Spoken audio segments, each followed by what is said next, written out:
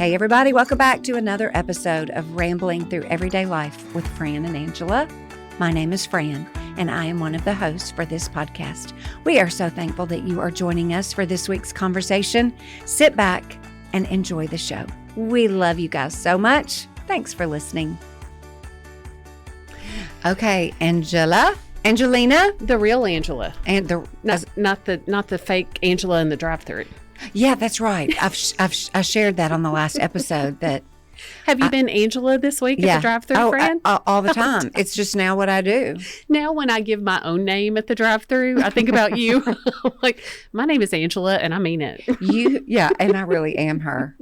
But I cannot tell you how many times they don't get my name right, which is why it's so funny. They'll Angelia. Or I don't know. That's so dumb. Well, how do they mess up Fran? I mean, it's just crazy what they can come up with. But I don't know. But also be nice to the workers in the drive-thru. Absolutely. I started out at Sonic. I'm not too proud to. Well, oh God, we all learn. It's a hard job. It is a hard job, and they're just most of the time, not all the time, but they're young. These are sweet little young babies, young adults. I went to the Human Bean. If y'all have a Human Bean in your... How was it? I love the Human Bean. I love the name. I drive by there. Excuse me while I take off my rain jacket. Yeah, you may hear some rustling over here. We've had a rainy day. We've had a rainy season of 2 whole days. Okay, Human Bean. I love it. I love the Human Bean because... Why does that name make me think about laughter? I don't know. But I think, Jumping bean, silly bean. I think of the bean in Chicago, like the shape, of that bean. Mm-hmm. And they put a little coffee bean on top of your drink. What? A little, I don't know. Like a floater? Yeah. Like it's like I'm demonstrating for Angela. Like they sit it right here. Oh, they put it on the lid? Mm-hmm, and you eat it. Well, how does it not roll off? Well, because you just take it very carefully. You eat a bean? And then you eat the bean. So it's like extra caffeine. It's so fun. Does it not taste bitter? No, it tastes really good. I hate coffee, so I probably am not a fan of this. I don't know what it is, actually. Is it a coffee bean? Who knows? What if they're giving you something crazy? I don't know. They probably are. It's making you happy. It's good. But it's good. And they're not as crowded as Starbucks. They're quicker. Wait. Let me see that cup again. Y'all, it says... Cup, and away. Cup, and away. See, these are funny, happy people. Okay, they are fun. It's a sweet little store. It just makes me smile. Mm-hmm. But I cannot see the name and not put a smile on my face. Well, the little girl taking my order, she looked to be about 16, and I could tell it was her first day because this was my order. She said, "Welcome to the Human Bean. May I take your order?" And I said, "Yes, ma'am. I would like a 12-ounce." Because that's how they size their drinks. It's not grande. And it's not 50. Small, medium, large. It's 12, 16, 18 ounce. So I said, I would like That's the most accurate thing I've heard. Because small, medium, large is so relative. All the words at Starbucks confuse me. Yes, exactly. I can handle these ounces. I can. Okay, sorry. Go ahead. So I said, I'll take a 12-ounce iced vanilla latte with sugar-free vanilla. Okay? That's what I said. Okay. So she said, okay. So you said you would like a vanilla latte, and you said sugar-free vanilla? Yes, ma'am. Okay, what size? Oh, bless. 12 ounce. And would you like that hot or iced? I'd like that iced, please. Okay. And then she repeated the whole thing back to me, and I was like, she's so learning. So learning. And I get around the building and I pay, and she looks every bit of 15 or 16. And she just is learning, trying so hard. And I said, thank you. She didn't ask me for a name for my order, but I might have told her friend. I may come up with a new name. I may change it up. I may change it up everywhere I go. You should have a drive-through name. We should all have a drive-through name. That's more fun than Angela. Well, what should my name be? Listeners, let's do a poll. Isn't there some? I don't know. Never mind. I'm taking that thought back. I was about to say something absolutely not okay for the podcast. Was it an inside thought? It needs to stay inside. Some thoughts are inside thoughts. I'll tell you when we're not recording what was about to come out of my mouth. Scandalous. But yeah, we need a name. We also need our own walk-up song when we walk into a room. Yeah. Listen, they asked me at that girls thing that I spoke at a few weeks ago, whenever that was, way back when, I had to provide them a walk-up song. No. That was a terrifying thought because your audience are young girls. Well, Like, hold on. Did everybody have a walk-up song? I don't know because I didn't hear all. Okay. I was only there for like a little bit before my talk. So you don't know anybody else's? No, but I chose. What was yours? I chose Taylor Swift, "Shake It Off." Oh, no, that's good. Because I thought, you know what, we all need to shake some things off every now and then. Did you ever tell us about that talk and what you No, talked about? Because you talked about Mean Girls and not Yeah. being a mean girl. And Yeah. we're not going to go back there. Your brain has been through a lot between now and again. But I know they loved you because I It heard was that from sweet. people It in was Crockett fun. County. Yeah.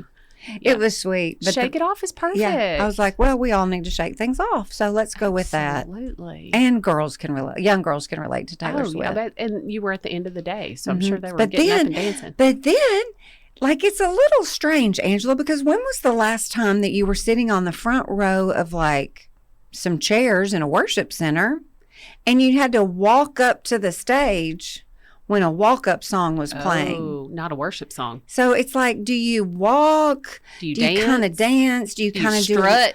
do a little skippy step, strut dance? Like, what do you do? So what? Well, you're surrounded by teenage Yeah. girls, so there's no wrong answer. No, I You have gotta no be idea. fun. I have So no idea what I Did you did. sashay? I guess. I don't know. Or wait, what? Frolic. Frolicked. Did you? Mm-hmm. I frolicked my way to the front of the room. Anyway, Frolicking is for two people. Yeah, you no, have to frolic with a friend. frolicking with your friend. Frolicking with my friend Fran. Oh. Say that 3 times real fast. Mercy. Well, it's a good thing we're being all happy and upbeat. Because we're going to transition to our sad segment. Now, womp womp. Mwah, mwah. We've both had some sadness, and we don't like to be sad. Yeah. So, Okay. Yeah. Here's what's so strange. Well, we won't get into. I'll let you say that. The fact that we will both have the date of Wednesday, March the 5th, tucked in our little hearts forever and ever, and then next year I'll forget it. and it not to just be, this is sad because I'm hurting for Fran. Like, we Yes. both independently Yes. and together Yes. had a sad thing happen Yes. on the same exact day. It's so sad. Our beloved Pep, and I actually said her name out loud today, like at home, like talking about the dogs, and said something about Pep. And I was like, oh, hang on a minute. Pep's not with us anymore. So the week that I was on the go trip, the mission trip, we didn't talk about this last time because it was still very raw and fresh. But And in typical us fashion, like, it was something we could have talked about, Yeah, but we no. did not want to be sad. So we just No. kept on rolling through the happy. no, couldn't do it. But we have to be real. Yeah. And So people will relate to this. I know, especially if you're dog people. If you're not dog people, then you don't understand this. And Unless and- you have a heart of stone, you will relate to this on some level. Even the cat people will appreciate and understand. just if you've ever had a pet. If you've ever lost, if you've ever Yes. had loss, if Yeah. you've ever liked something or loved something and lost it.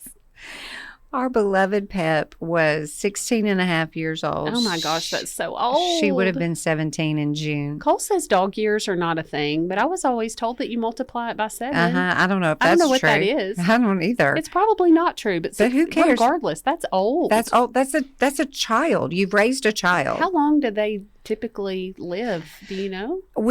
She was a toy schnauzer, and they, whoever they are again, say that breed can live between 14 and 18 years. So she was Oh. right there in the middle, but That's a very long time. very long time. So we had been saying ever since we moved out of our home, remember that whole thing when we sold the childhood home, all of that, we said then, oh, I just don't think Pep's going to live that long. You know, it just seemed like she was going to die any day.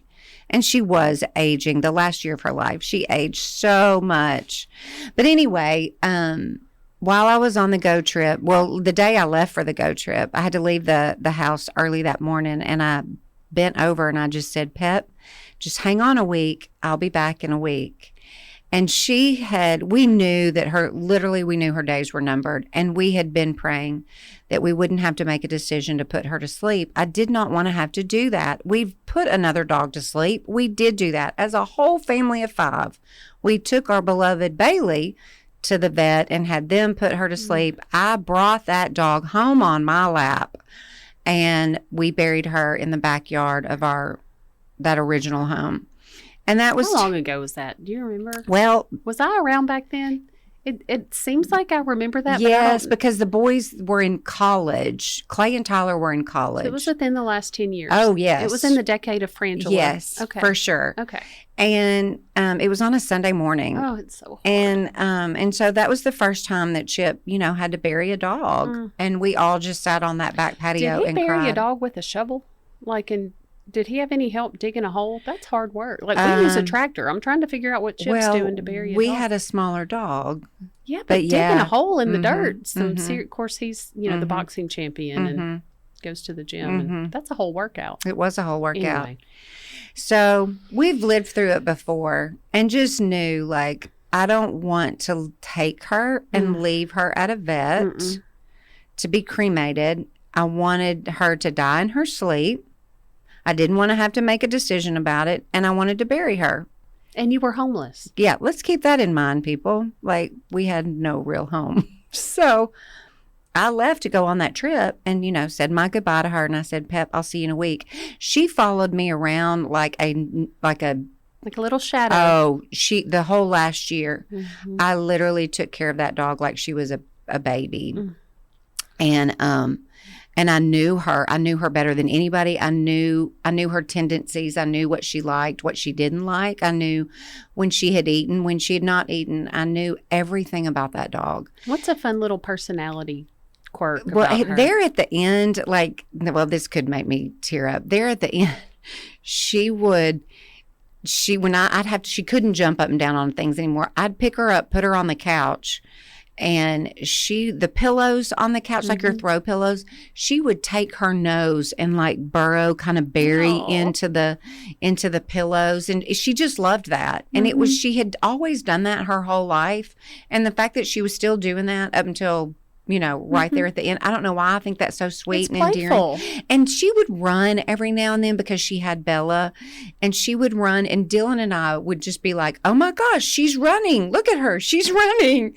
And she'd get these little, bursts of energy and stuff. But we had this little Christmas sweater that we'd put on her because she'd lost so much weight, and we were worried about her being cold, and we'd kept that. She was buried in that sweater. But anyway, in the trip on Wednesday, Chip sent me a text at lunch. We had been doing a ministry project that morning, and we had just wrapped up. So that was nice. And he said, he sent me a text, and he said, can you call? And I knew exactly what he was going to say. And I stepped into the church kitchen. There was some paper towels on the counter, and so I called him and just immediately sobbing. And I said, can I FaceTime? Because I want to see her. She was still laying. Now I'm getting all sad. She was laying on her little bed. And Bella was laying right beside her, which is just heartbreaking. And of course, I Googled all this stuff. Is it painful when a dog dies in her sleep? Does the other dog know? All that stuff. They do. They have to. They do know. They absolutely do know. Even the vet medical experts all agree that the dog knows, because Bella's response in the days after that, if you left the house and came back, that dog, there's a different cry in, they get excited to see you and they're just excited. That little whimper excitement cry. This was different. This 4-year-old pup cried. Sorrowful. She had sorrow. Yeah, she did. And she just knew. She knew. So anyway, I was able to FaceTime and see her, and it was awful. I called all the kids. I called Tyler, and I said, you need to go help your dad. And the two of them buried her. Here's the funny part of the sad story. we buried her in the backyard of the new house that we didn't really own yet. You didn't at all own it. That's right, everyone. And now I can tell you that because your lawyer thinks this is wonderful. You can claim it. Now You can I- claim rights to it. yes. So there was, a solid 7 days because it was Wednesday Yes. to Wednesday. And what a kindness of the Lord Oh, that was 100%. allowed. Yes. That you had a home identified. Yes. Because we talked about, kidding, not kidding, like in the Old Testament when they carried, did we decide who it was? Was it Joseph's Joseph, bones? Jacob, that they- Ishmael, Jehoshaphat, Jonah. You don't want Joshua. to have to like carry the remains Yeah. with the promise of where they, like you literally were able, Chip was able Yeah. to have a sweet Yeah. little service Yeah. in your new Yeah. yard that you didn't have Yeah. a week prior. Like Right. you didn't even have it then. Like that. Because that's what if just we wouldn't have had Oh. a house bought and a closing date, then we would have had to have cremated her. Then and, what? And I know that this is a dog, y'all. I know. But it But they're- matters. But they're a part of your life. She was a part of our life for 16 years. We're not going to minimize. No. It matters.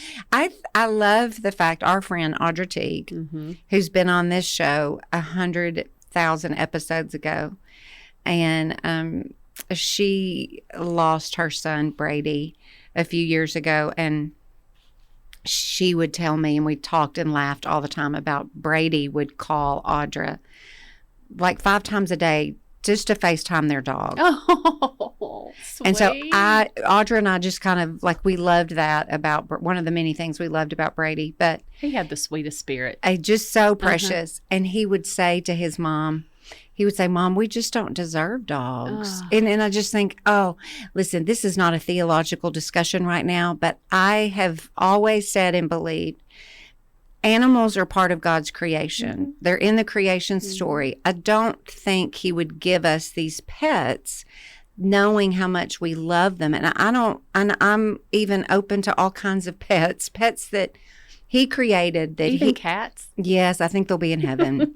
Maybe it's okay if I won't be allergic That's to them right. then. That's exactly Yeah, right. then It's I can- different. Yeah, it's different then. It's different, but I think that they'll be there. I think so, too. Anyway, so we had to, that was tough, but at the same Absolutely. time, like you and I had just Voxered that morning. Mhm. And I had a missed call from you that morning. I don't know if you meant to call me or No, if it I was didn't. accidental. I didn't. But afterwards, whenever you told me what had happened, our running joke between us is we've maybe talked on the phone 10 times ever. Right. Because if we get a phone call, we It's know a big deal. no matter where you are, what you're doing, you Yeah. better take that call. Yeah. And so in all the calling the boys and everything, it was probably accidental. But later I felt bad because I was like, oh my gosh, Fran called and I wasn't able to get the phone because I was in the middle of my own swirling chaos. Mhm. But anyway, we'll talk about that in a second. I don't want to take away from the I know. Pepper story with her. We're done. So the- she's buried she's now buried. She's officially buried in the yard that we own. We're going to talk about your house in a few minutes. But for 6 solid days, she resided in a little graveside. She was a nomad wanderer Yeah. in the new. Yeah. She But- claimed that property. What a sweet, precious dog. Yeah, I mean, and she's. it took me a minute. Like when we went to the house, when I got home, I was delayed in my grieving, and just cried for 24 hours because I just missed her. And when I went to the new house, and I knew where Chip and Tyler had buried her, and I was like, the first day I was like, no, I'm not walking out there. I don't want to see. And then the second day I was like, okay. And then I stood out there and talked to her and told her how much I loved her. And And how I'm sorry sweet. I wasn't here for you, Beth. But she's with you. She in your is. new spot. She Oh, it's just Anyway, so sweet. if And you- that they are, when you have a dog that long and you have children who are grown, they are the growth chart. Like they have been the commonality throughout. You think about how old your kids were when you first got that dog. Yep. 16 years ago. Yeah, And it just, I know. it's so deep. I know. And I'm going to tell my story super quick. But before I do, this is a twist that you and I haven't talked about that came up in estate planning this past couple of weeks. I have a client who put in her estate plan, upon my death, I want that she had named a pet guardian for her pets and said, I want my pet guardian to bring my 2 dogs to see my body so because dogs know about death, and she wants them to know that she didn't leave and abandon them, that she actually died. And she said, dog psychologist, I mean, is that a thing? I don't know. But she said, and who knows? Why wouldn't this be true? That they understand the difference in I have died versus I have abandoned them and I'm just choosing not to come back. That was part of the Google searches. Yeah. Like that showed up, as one of the things. I didn't click on that because I've never heard of that, but I've never even considered that before. I did say to Chip, like, I can't imagine, like, what would Bella be like if one of us had died? Like, we didn't come back. Yeah. I don't know. It's so interesting. Mm-hmm. I mean, just when we think we've got everything figured out, then there's new things to consider. Yeah.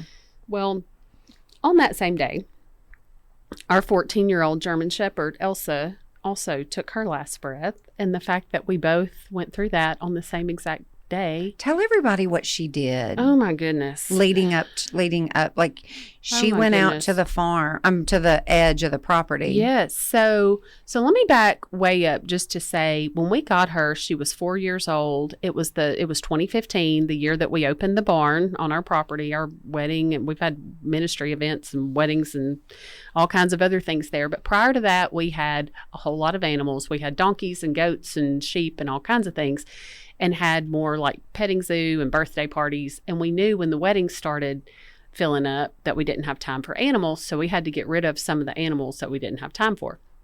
So we put goats on Facebook, identify, this lady says, I need these goats. And we're like, great, we cannot get them to you fast enough. We'll be there in 10 minutes. Goats are hard work. So my husband, I'm in the frame of mind of everything must go. We have to simplify. Mm-hmm. My husband comes home with a dog. I'm like, well, that's different. Well, I sent him to give things, I didn't even care if we got money for the goats. I was like, just send the goats to rehome them, whatever it takes. Mm-hmm. So he gets there and the lady says, okay, I will take these goats, but you have to take this German Shepherd. And he didn't know that going into it. He was ambushed. Oh, dang. But let me just tell y'all.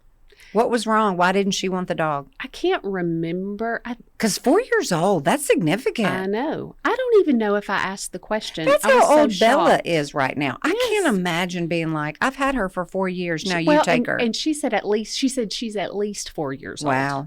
And we've had her 10 years. Wow.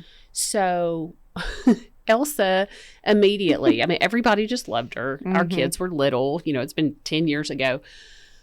But Elsa, since, around the time of the pandemic, we started preparing ourselves. That was 5 years ago, but you could see a decline in her. Mm. And, you just think, well, they're not going to live forever. And I'm starting to see decline. And you just start preparing yourselves for, is she okay? Or you just start keeping an eye on them and preparing yourself emotionally. But during the pandemic, when everything was super crazy, do you remember she had a puppy? Yeah. We paid to have her fixed. She was a geriatric grandma. Yeah. And somewhere in the pandemic, she got pregnant, came running around the side of the house with her eyes great big with a puppy in her mouth, looking at me, and I'm looking at her, and we're both like, where'd you get this from? What is happening? Yeah. Everything with Elsa was just an adventure. She was living her own life. She could have had her own little show, for sure. And when I would walk, we talk about our walks. Every time I would walk around our farm, she's a shepherd. So she would try to herd me and protect me. And I'm clumsy. And she would always try to cut me off multiple times. And I would almost trip over her. And it was just our little dance that we did. And now when I'm walking, I'm like, I think I hear her coming up behind me. And for sure. So and strange. you can, isn't it interesting how you can still hear things? Yes. Like our brains just. I can hear Pepper walking in our house. Like I can just hear her. It's so fascinating. I know. And I know I'm not going to hear that forever. I don't know. Maybe. Yeah. So sad. Maybe. But she, we just noticed the past few weeks that she was declining even more rapidly. And one day Carl couldn't find her, and she had gone off to a back corner of our property, kind of behind our house and down the hill. And Blaze is our one-eyed golden retriever who has been on a diet for 4 years and is built like a buffalo. He is as wide as he is long. He hops from side to side. He has one eye, so he has really bad coordination. Just he's been to school. He has papers for obedience, but he is the most defiant, obstinate, very intelligent, will not mind. He's just something. Living his very own is life. something. And those two were best friends, except for the fact that she was older and he wanted to play constantly, probably like your two. And the old ladies are just like, okay, that's enough. Leave me alone. Yeah. I mean, there was 12 years between these two dogs. Yeah. Yeah. So, I mean, that's a whole lifetime. It's a whole lifetime. Or two. So that day I asked Carl, I said, do you think Blaze knows that she's not going to be around much longer? And he said, I do, because he said he found Elsa and she had just bedded down. She was trying to get away from the house, and you know how they just go off. It's like they're protecting us. Yeah, they just go off. So he sat beside her, and Blaze always barks, hops around and barks so obnoxiously. But he came to the corner of the fence as close as he could get to them, and he just laid down and just looked at them and just was real calm. He's never calm. So that was, I think, on Monday. But this dog, like, the thing that gets me the most, she was so protective. Our garbage man was scared to get out and get our garbage because of our dog. By that point, I was like, dude, she has no teeth. Right. She cannot bite you if she wants to. She's old. Her teeth are falling out. It's just that she's a German Shepherd. She's a German Shepherd, and she had that really low growl where she would, like, you could rip a steak out of her mouth, but if you just heard that growl, you thought she's going to eat me. So anyway, she was just very protective, but also very sweet. And the final day on Wednesday, it was awful. Carl was just crying. I had to be at work. I had a mediation at 9. So I had to get to work, and I had just cried to where I was like, I'm not even trying with makeup. I have to just figure out how to get through my day. But I felt bad with Carl being so upset being with her alone, and he kept saying I'm fine, but nothing about any of it was fine. But they had moved her. We had really bad rain the night before, so they moved her into the shop because we couldn't just leave her out there. So he brought her in the shop, and there were so many times that he was like, I think this is it. She's taking her last breath. She's been real still. And then a cat would make a noise and she'd pop her head up. I know. I mean, it's just like they are fighting. I know. Like a toddler that won't go to bed, but it's like they don't want to leave us. I know. They were so loyal for so long. Anyway, it just is so precious. So anyway, he buried her, and it was a hard week. One of his very best friends, James Maxwell, his funeral service was Wednesday. And Elsa died on Wednesday. He said, I never thought I'd bury a friend and a dog the same day. I know. And then when that happened to y'all, I thought, how is all this happening at once? So fast forward to, that was Wednesday. By Monday, was it the next Monday or 2 weeks later on Monday, when he meets a man. 2 weeks. 2 weeks later. He, we're not going to tell that whole story, but Carl met a man that he never would have known otherwise. They have a whole conversation. They wind up Facebook friends. Carl sees on his Facebook page that they have a 13-month-old German Shepherd that belongs to their daughter that she can no longer keep, not free to a good home, but they're trying to find a good home. And he didn't even bring it up. He thought it's way too soon. Well, that night I bring up, and I'm not heartless. I love animals, but I'm not the kind of person that always has to have a pet and never have had one that lived in the house. And it's just never been. I mean, I'm not opposed to it. I'm just not. Right. My sister has 32 dogs. Right. Not really, but she would if she could. So anyway, I bring it up and I say, I'm worried about Blaze. Blaze is grieving. He needs a friend. And he said, well, it's funny that you say that, because guess what I saw on Facebook? So long story short, within 24 hours of that, we have a new 13-month-old German Shepherd. And she's precious. She's so sweet. Her name was so horrible when I heard it, but it's growing on me. Her name is Nesta. Nesta. Not Nestea. Nesta. It's German for pure. Okay. I love it. Nestle Pure Life. I think about that when I hear her name. But she is so beautiful. And I've seen a lot of German Shepherds that had a lot of different looks and colorings. She looks almost identical to Elsa. This is meant to be. I told Carl today, I said, if Elsa had a daughter, in my mind, like, I don't know how it could have been any more similar. She is fully trained. She is housebroken. She's everything that Blaze could be if he decide to just get on board with obedience. But they love each other. I love it. The two of them have run around and played. So anyway, I didn't intend for this to be a whole dog episode, but at the same time, they matter. We love our pets. They matter. And then speaking of pets, we'll just continue on with the animal segment. I was going to say, let's go with the animals. Let's stay with it, y'all. Okay, so baby Brownie, y'all. This really is going to be the whole show is going to be about animals, because there's also if some. you don't like animals, just go ahead and stop right now. Change the channel right now, because there's something else after baby Brownie. And it's springtime on the farm. We got things to say. Okay, so baby Brownie, and I get so furious. His own parents. Baby Brownie's how old now? He's 2. Yeah, been around for a minute. Yes. I mean, it's not like he's new to the scene here, people. And it's just like the ugly duckling story. Like, now he is beautiful and white. His bill is very gray. That's the only way I can tell him apart from his parents. But he's so beautiful and just sweet, and he just swims around, and we've got plenty of room for everybody on the pond. And keep in mind, Reba, who we found out was a dude, and Reba's wife, who's also his sister, they have coupled up, and Brownie's their child. But they ran off Mick and Sapphire, were Reba's parents, and they ran them into the road, so we had to move them to the doctor's pond down the road. So now, no matter how much room they have, they are bullying Brownie. So I wonder why. They're at breeding season. Spring makes them territorial. But they've been that way with him the whole time. I know.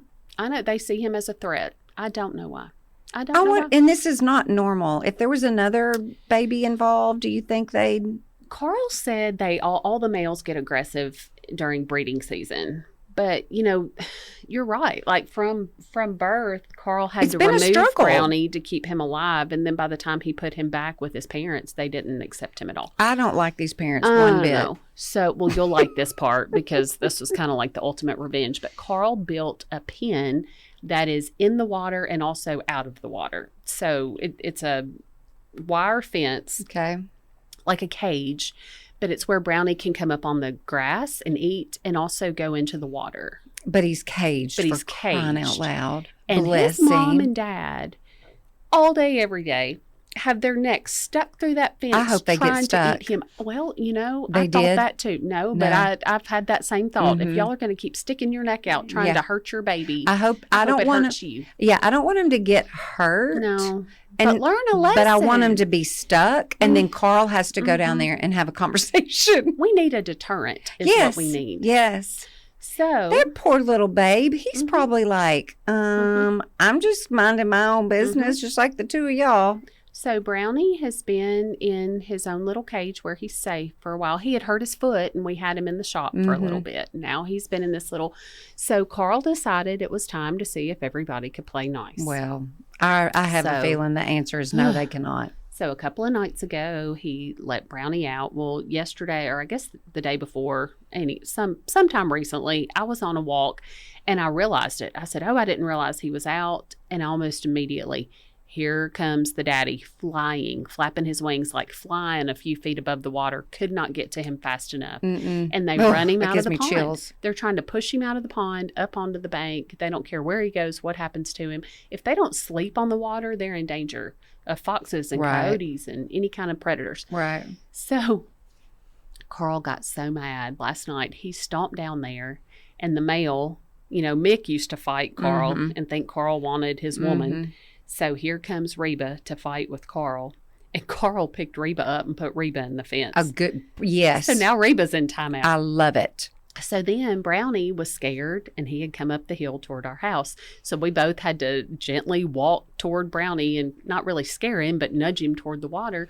Well, then here comes his mom, and she's being aggressive to him, even though the daddy's in timeout. And I'm just like, what? I'm done with them. What are we going to do? I'm done with them. I know. So I don't know if we build more fences. I don't know what we do. But Baby Brownie will stay there. He would have no reason to fly off. He won't fly off, I hope. But if they push him out of the take water, him down the road. Well, and then I thought, if we take him to the doctor's house, is Mick going to be after him? True. It's all just it's a circus. It's just an animal circus. It is an animal circus. Okay, let's stay with the animal theme, because this is officially turned into the animal. I think, Fran, that you're going to need to take a picture of this, because I want the. You're going to do a video while I'm doing this. Well, okay? And also my wrapping is. Let's all keep in mind, I worked at Kirkland, so I know how to wrap a gift. Okay, start hitting record, Angela, so that people can see your wrapping. Okay, so. Ladies and gentlemen, in the spirit of March Madness, and because I bleed orange, I just happen to have a Tennessee Vols blanket in my car, because when I did not have an opportunity to go officially, be the kind of friend that wraps up gifts nicely, I thought, we'll just put it in a blanket. This is heavy.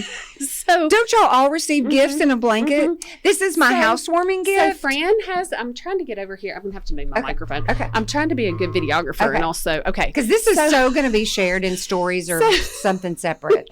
So Fran has a new house, which we are going to talk about in a minute, and needs a housewarming gift. Are y'all ready?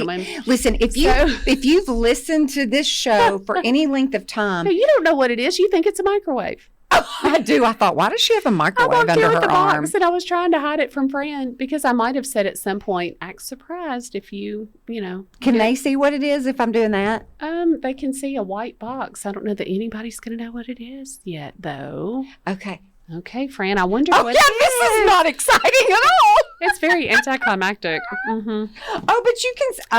dun, da, da. Hang on, let me zoom in on it. Okay. Oh, my gosh. Y'all have no idea. It's a bird buddy. I'm so happy right now. I have no idea how it works and what I'm supposed to do. Carl will hook you up. Carl and what Fran if I don't have any birds? What if they don't come? You're going to feed them. If you feed them, they will come. Okay. Listen, you're going to be the best bird buddy that ever was in your neighborhood. Okay, take my picture. Okay, thanks for video. Thanks for watching all of this. Hold on, do that again. Oh, Fran is hugging her box. I think it's a hit.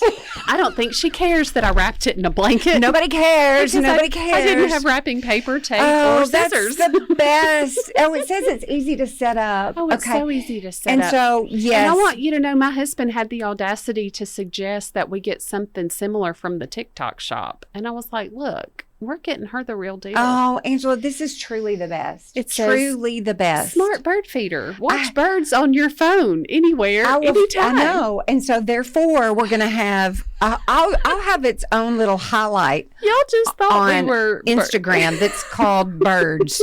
I love it. Okay, we've only got a few minutes left. What else do you want to talk about? I want to talk about your new house. Okay, well, I'll talk about that really fast. Yeah. We buried the dog in the house that we didn't own. We closed a week later. In my office. I know. But it was so fast, I missed it. It was so fast. But we have been in this home not for long, and I told Chip after the first night, I said, it feels like home. That was my prayer. How many times have we talked about that? Because you know how you start somewhere over, or even like when you go on vacation and you're in a condo and you're like, I've got to get all this figured out. And it never felt that way. It just felt like home immediately. That's amazing. Now, granted, I've still got some work to do, but as far as how where everything is and furniture and stuff, it just feels at home. Do you mind saying the name of your new address? The name, I'm not going to, the street name. We don't have to give a number, but just a name. The street name is Breezy Meadows. Y'all, I mean, when you pray for Fran to find her forever home, and God says, how about Breezy Meadows? Yeah. That just sounds like it's full of birds. Or a retirement community. Maybe baby Brownie needs to come live with you. There is a body of water at the front of the entrance between our neighborhood and some people that we know that don't live in the neighborhood, but right there. You might need a swan for a housewarming gift. Maybe not everyone.